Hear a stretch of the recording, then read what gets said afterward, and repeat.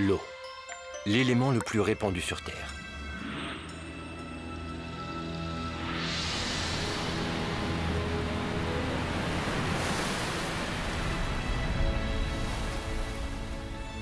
L'eau nous accompagne à tout moment de notre vie.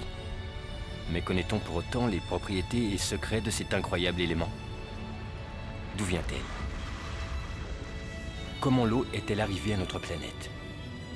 C'est elle qui rend notre planète si unique. Mais c'est peut-être du côté de l'eau elle-même qu'il faut chercher les réponses à ces questions. Il y a autant d'eau sur Terre aujourd'hui qu'au début du monde, lorsque la planète s'est constituée et adopta la forme et la couleur qui nous sont si familières. Il reste aussi la question, en quoi consiste concrètement le pouvoir secret de l'eau?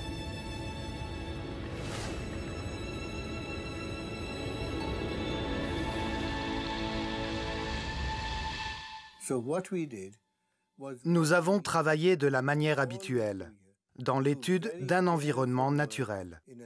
Nous nous sommes simplement concentrés plus particulièrement sur l'eau, mais en l'analysant sous de multiples angles. Dans les Saintes Écritures, l'eau est bien plus qu'une simple substance physique et chimique. Elle représente un certain concept, un concept lié à une façon particulière de concevoir les origines de la vie. Rien dans le monde n'est plus souple et plus faible que l'eau. Mais pour enlever le dur et le fort, rien ne la surpasse. Et personne ne peut la vaincre, alors qu'elle est facile à conquérir. La faiblesse a raison de la force. La souplesse a raison de la dureté. Tout le monde le sait, mais personne ne parvient à le mettre en pratique. Voilà ce qu'a écrit le philosophe chinois Lao Tzu il y a plus de 2500 ans.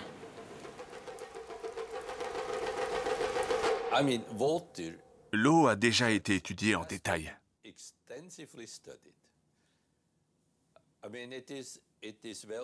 Il est d'ailleurs notoire que l'eau a des caractéristiques physiques et chimiques extraordinaires par rapport aux autres substances liquides.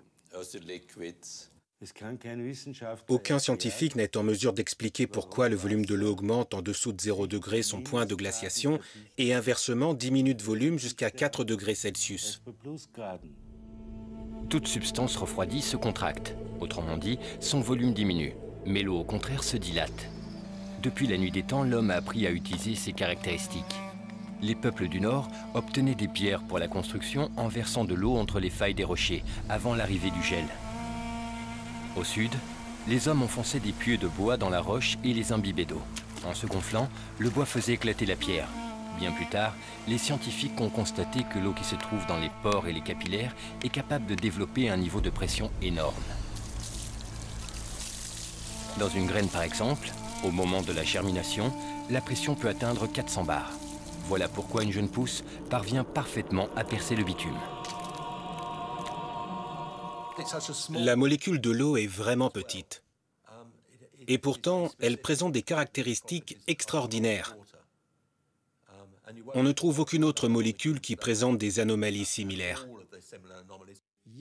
Si une seule de ces anomalies avait manqué, la vie ne serait jamais apparue sur la planète. Chaque propriété de l'eau est unique et trouve difficilement une explication dans le cadre classique et traditionnaliste des lois physiques. Les sciences n'ont toujours pas trouvé réponse à certaines questions.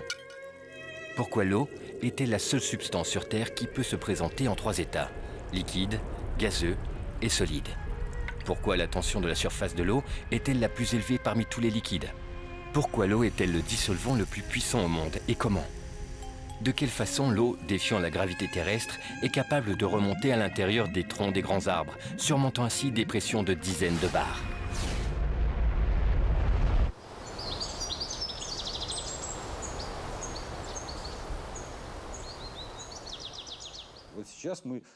La communauté scientifique a fait un pas géant en admettant qu'elle ne savait pratiquement rien sur l'eau. C'est un progrès important, dans la mesure où cette prise de conscience a fait place à l'envie d'en savoir plus. Asie du Sud-Est, 1956. Dans un laboratoire militaire secret consacré au développement et à la fabrication d'armes de destruction massive, ont travaillé depuis plusieurs années à la création d'une arme bactériologique de nouvelle génération. Lors d'une réunion ultra secrète, les discussions des scientifiques tournaient autour des futures caractéristiques de cette arme. Soudain, la réunion dut être interrompue. Tous les participants furent subitement conduits aux urgences, présentant les symptômes d'une forte intoxication alimentaire. Une enquête fut ouverte, mais aboutit à une impasse. Les scientifiques n'avaient rien consommé en dehors de l'eau qui se trouvait sur la table de réunion. L'eau fut alors analysée, mais aucun élément nocif n'y fut détecté. Sa composition chimique n'était que H2O. Dans le rapport, les médecins déclarèrent donc que la cause de l'intoxication était due à de l'eau ordinaire. 20 ans plus tard, une incroyable hypothèse fut énoncée. Une hypothèse capable d'expliquer les conduites imprévisibles de l'eau. L'eau aurait une mémoire. Les expériences réalisées aux 4 coins du globe ont confirmé que l'eau a la capacité de recevoir et d'enregistrer l'empreinte de toute influence extérieure, mémorisant tout ce qui se passe dans son environnement proche.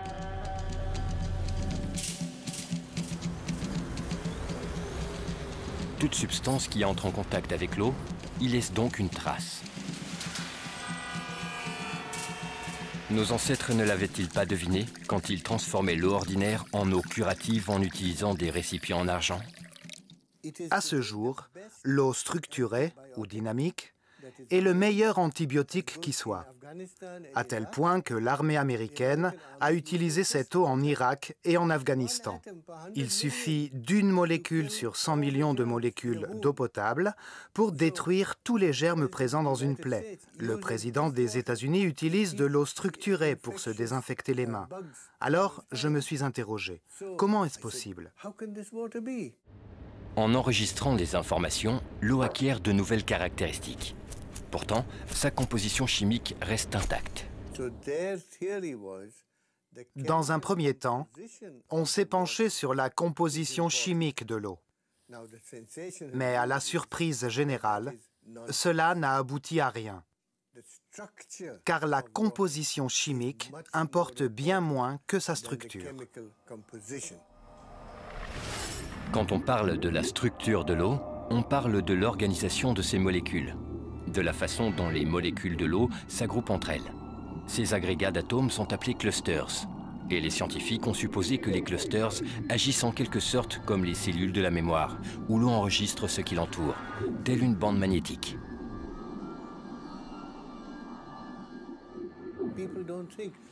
Les gens ne se doutent pas que l'eau change lorsqu'on allume la lumière, ou que, sous l'influence d'un champ électrique, l'eau peut changer. Nos recherches actuelles vont dans cette direction. De toute évidence, l'eau reste de l'eau. Mais sa structure, tout comme un système nerveux, réagit à chaque irritation. Les instruments modernes ont permis de mesurer que chaque cellule de mémoire de l'eau, de la taille d'un micron, contient 440 000 tables d'informations. Et chacune de ces tables peut enregistrer son propre type d'interaction avec l'environnement.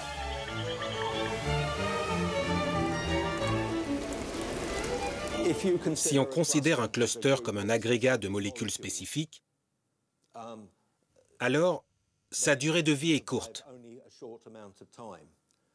Mais si on le considère comme une structure, que les molécules peuvent quitter et réintégrer à loisir, sa durée de vie s'en voit largement accrue. Et c'est justement cette stabilité de la structure du cluster qui a confirmé l'hypothèse de la capacité de l'eau à enregistrer et à stocker des informations. Peut-être que l'eau est une sorte de disque dur rempli d'informations, unique en son genre. Nous devons connaître son organisation. C'est comme un alphabet. Si je vous présente un nouvel alphabet, vous ne pourriez pas comprendre de mots ni de phrases structurées, parce que vous ne reconnaîtriez même pas ces lettres. Donc la structure moléculaire est l'alphabet de l'eau. Grâce à elle, vous pouvez composer des programmes dans l'eau et vous pouvez les modifier.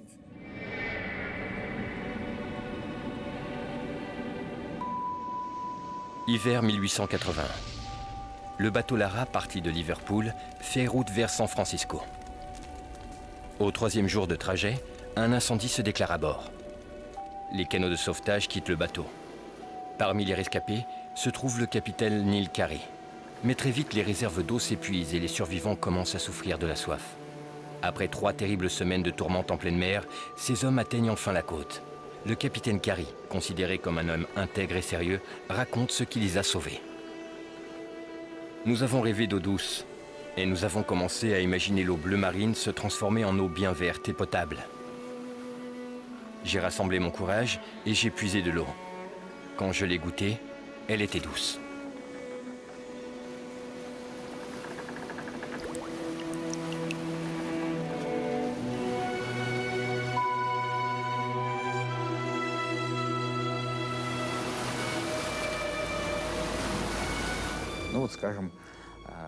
Prenons un exemple célèbre de la Bible. Quand Jésus a transformé l'eau en vin, il ne l'a pas changé.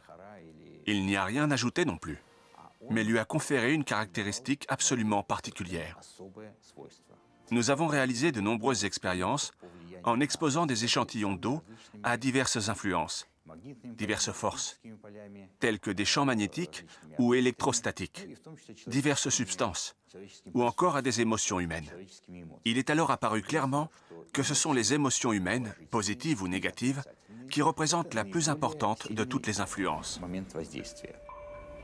Dans le laboratoire du professeur Karatov, des expériences ont été menées sur l'influence des émotions humaines sur l'eau. Un groupe de personnes devait projeter vers un récipient d'eau des émotions positives en se concentrant sur l'amour, la tendresse ou l'affection.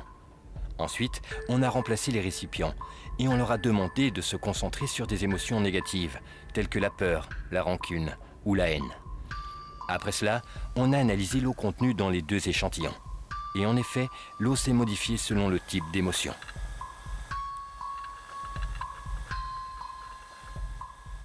On a remarqué que les émotions positives, comme l'amour, augmentent les niveaux énergétiques de l'eau et la stabilisent, alors que les émotions négatives, comme la haine, les font baisser, provoquant des changements radicaux dans l'eau. J'espère pouvoir montrer à tout le monde que l'eau a une mémoire.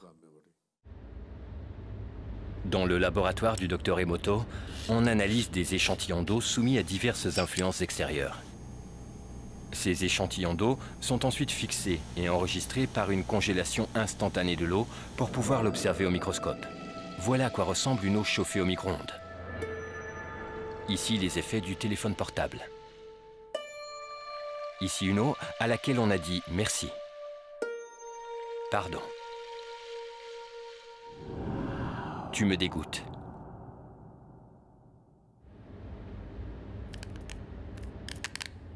Aujourd'hui, les technologies modernes permettent de structurer l'eau artificiellement. Les germes de soja, dont les graines ont été traitées avec cette eau structurée, révèlent une émission photonique 6 fois plus élevée que des germes traités et arrosés avec de l'eau ordinaire. L'utilisation d'une eau structurée réduit les délais de maturation des légumes et multiplie leur valeur nutritive.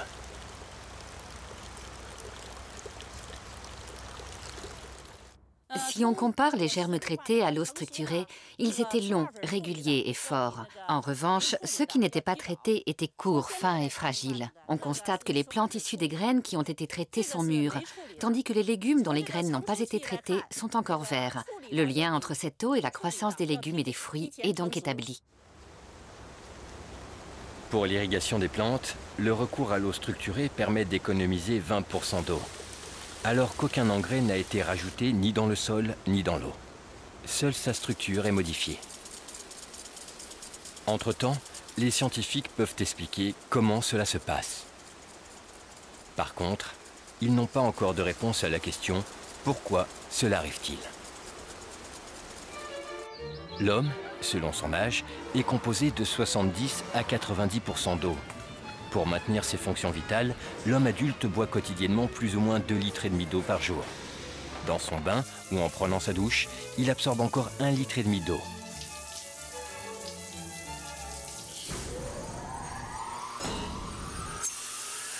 Mais avant d'arriver dans nos logements, l'eau parcourt un trajet aussi long que difficile. Avant, le bon sens voulait que les gens s'installent là où se trouve une source naturelle d'eau.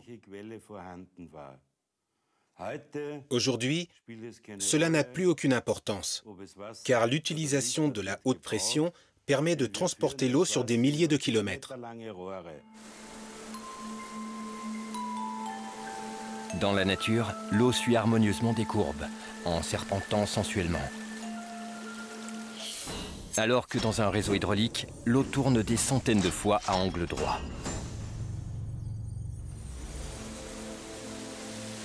À chaque détour et changement abrupt de direction, la structure naturelle de l'eau se détériore peu à peu. Quand l'eau du robinet arrive chez nous, après avoir traversé tout un réseau hydraulique, elle présente plusieurs cristaux de formes diverses, mais leurs structures sont toujours déformées. Voilà à quoi cela ressemble. Les cristaux s'assemblent d'une façon chaotique, sans esthétique ni aucune symétrie.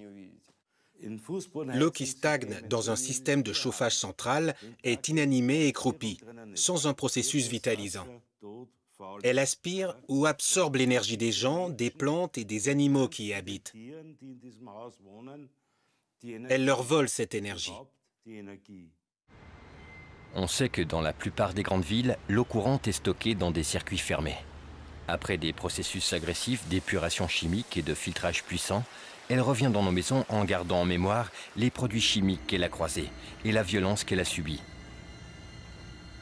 Mais la pollution la plus terrible est celle des informations que l'eau absorbe en passant par des tuyaux longs de plusieurs kilomètres et des milliers de maisons et d'appartements.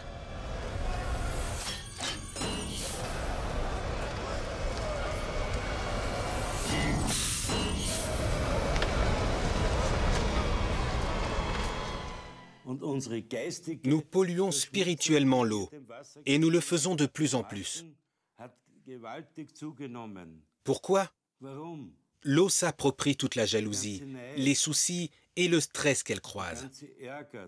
Nous déversons tout sur l'eau. Elle est presque morte quand elle arrive enfin à nos bouches.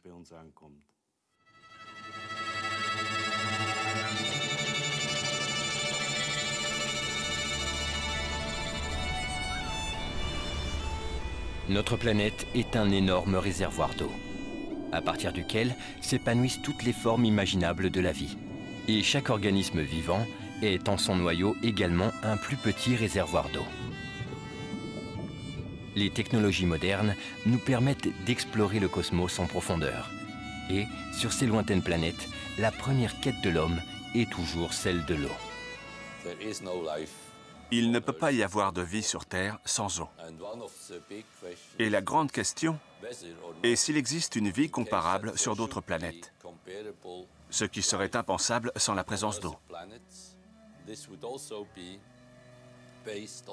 Maintenant, nous savons que les premiers organismes vivants sont apparus dans l'eau.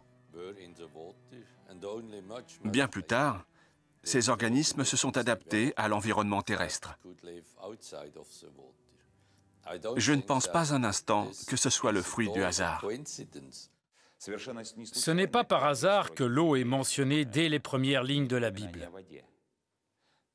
Quand il s'agit de décrire la création du monde, de la vie et de l'homme, l'eau y est irrémédiablement associée avant toute autre chose. Comme toutes les sculptures qui étaient déjà présentes dans la boule d'argile, l'eau contenait les principes ou concepts de tous les futurs organismes vivants qui allaient apparaître.